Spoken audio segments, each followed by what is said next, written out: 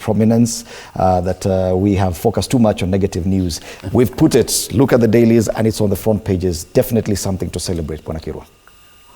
Well, I do appreciate, and I want to congratulate our team, the Harambee Stars, and also remind Kenyans that this is the way things should be. Let us celebrate the good things, and also let us have the courage to talk about things that don't make us happy. But a more fundamental issue, Fred, that we need to look at when we do these sports, it should not just be a knee-jerk reaction where the president decides that this is the way we are going to reward the players of the day. Remember that sports occupies a very important part of our society, and therefore we must think holistically and have a policy on how do we support sportsmen and women in Kenya.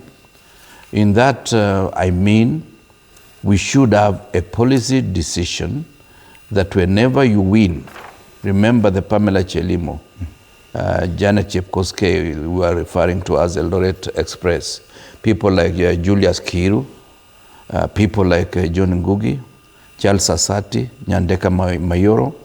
All those are people who made Kenya proud at one time or the other. Not to forget people like Julia Sang. In 1972, we won in the Olympics. And those are people, some of them have died very poor. We only remember them when we're going to bury them. And their life in between is not captured.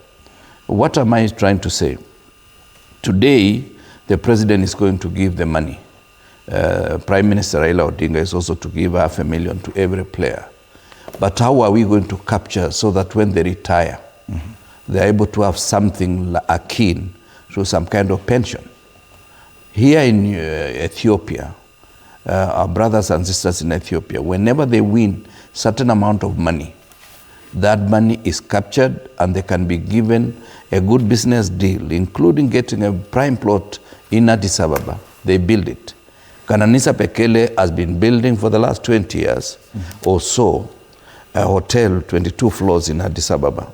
Somebody like Haile Gebrselassie has more than 5 hotels, thanks to his leg and the capacity to chase the wind. These are things that we must be able to allow our sportsmen and women. That national heroism should not just be captured for the moment. They should create something, as I said, akin to pension. Okay. The two of us as members of parliament, we are contributing about 52,000 every month. And thanks, that is why we are able to fuel the car to the studio. But many of these runners, many of these athletes, when they bring even the money back, we tax them. Now, whatever the president is giving and Prime Minister Raila is not going to be subjected to any level of taxation. Now, if Chelimo wins 60 million, then she's taxed there. Some of the promoters take a lot of money. She comes back to Kenya with 30 million, and you still subject it to taxes. Why don't we copy from this and we say this is a policy position we are going to adopt as Kenya, so that it's not just reacting to a situation. If Ruto was doing his second term, would he have done what he's doing now? Or is he doing just populism and to promote these figures in terms of popularity in Kenya? All right. But we cannot ignore the fact that this